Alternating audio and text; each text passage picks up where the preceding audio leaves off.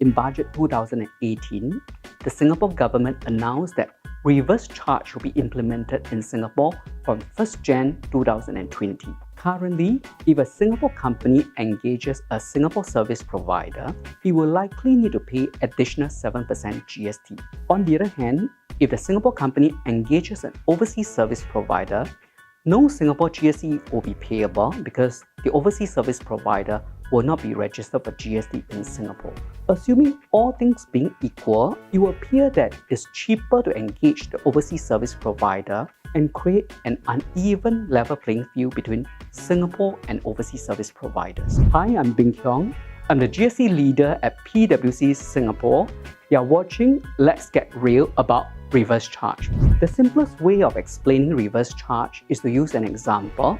I'll use the example of Heng Heng Private Limited.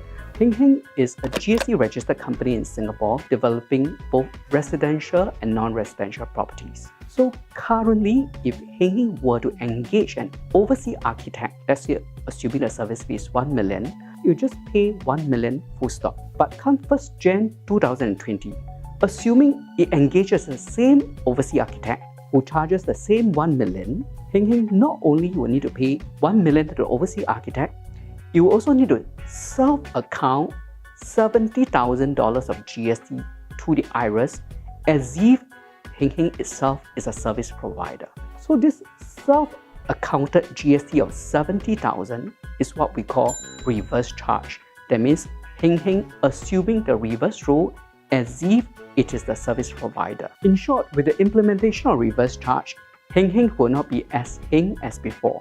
If you happen to be the unfortunate company, there are a few key things you need to look at. You need to look at which expenses is subject to reverse charge and whether input tax is claimable.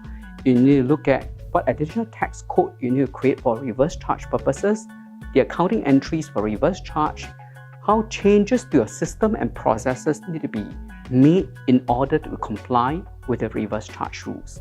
Of course, it's important to train all the relevant stakeholder so that everybody is equipped with the knowledge of reverse charge. Thank you for watching Let's Get Real.